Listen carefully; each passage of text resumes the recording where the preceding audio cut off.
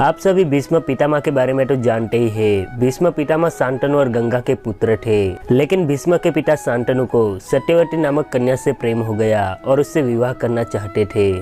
विवाह के लिए सत्यवती के पिता मान तो गए, परंतु शर्त ऐसी रखी कि सत्यवती का पुत्र ही सिंहासन पर बैठेगा। उसके बाद सत्यवती और शांतनु का विवाह हुआ। सत्यवती के 2 पुत्र हुए, चित्रंगदा और विचित्रवीर्य। कुछ समय बाद शांतनु की मृत्यु हो गई, लेकिन इन दोनों पुत्र का पालन पोषण भीष्म पितामह ने किया। भीष्म ने तो आजीवन ब्रह्मचारी रहने की प्रतिज्ञा ली थी, तो फिर कुरुवंश कैसे आगे बढ़ा, ये सवाल आपके मन में हो रहा होगा। और आज के एपिसोड में हम इसी विषय पर चर्चा करेंगे।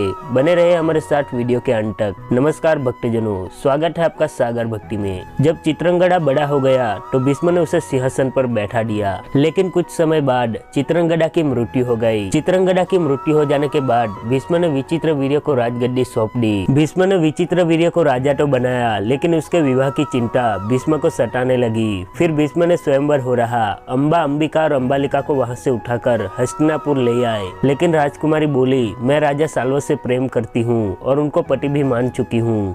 फिर भीष्म ने उन्हें साल्व के पास भेज दिया, परंतु राजा साल्व ने अंबा को स्वीकार नहीं किया और कहा कि पराई स्त्री से विवाह नहीं करता, और अंबा फिर वापस हस्तिनापुर चली आई। फिर अंबा ने भीष्म से कहा कि मेरा हरण तुमने ही किया है, अंत में आपको ही मुझसे विवाह करना होगा। लेकिन भीष्म ने अपनी प्रतिज्ञा याद दिलाई और अंबा निराश होकर वन में तपस्या के लिए चली गई। उसके बाद भीष्म ने अंबिका और अंबालिका का विवाह विचित्रवीर्य के साथ करवा दिया, लेकिन विवाह के कुछ समय बाद विचित्रवीर्य की भी मृत्यु हो गई और उनकी दोनों पत्नी संतान रहित हो गई। इससे सत्यवती चिंतित हो उठी कि कोई संतान न होने के कारण विचित्रवीर्य का वंश नष्ट हो जाएगा। और फिर सत्यवती ने वेदव्यास को याद किया। वे उनके सामने प्रकट हुए। तब सत्यवती ने उनको अपनी व्यथा सुनाई और अपने दोनों पुत्र की पत्नियों से पुत्र उत्पन्न करने को कहा। वेदव्यास ने सत्यवती से कहा कि वो अंबिका और अंबालिका से 1 वर्ष तक नियम व्रत करने के लिए कहा, जिससे वह गर्भ धारण कर सके। वेदव्यास की बातें सुन अंबिका और अंबालिका ने ऐसा ही किया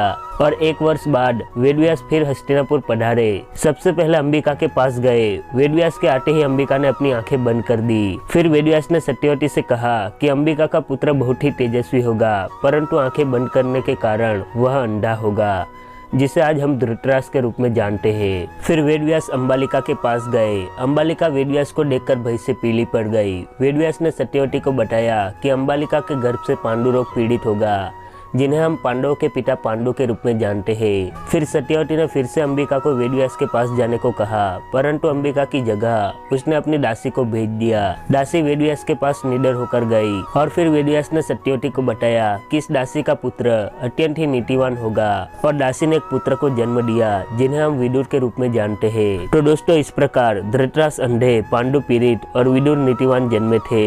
भीष्म पितामह ने अपने जीवन में कभी भी अपनी प्रतिज्ञा नहीं तोड़ी। धृतराष्ट्र 100 कौरव तथा पांडु के 5 पांडव के बारे में हम सभी अच्छी तरह से जानते ही हैं, और आगे चलकर इन्हीं कौरव और पांडवों के बीच महाभारत हुआ था। आज का हमारा यह वीडियो कैसा लगा हमें कमेंट करके जरूर बताएं, तथा वीडियो पसंद आया हो तो कृपया लाइक और शेयर करके इस वीडियो की जानकारी आप दूसरों को भी दे सकते हैं। और इस तरह आपको अगर रोज नए वीडियो देखने हैं तो चैनल सागर भक्ति को सब्सक्राइब करें। वीडियो के अंत तक साथ देने के लिए आपका बहुत बहुत धन्यवाद।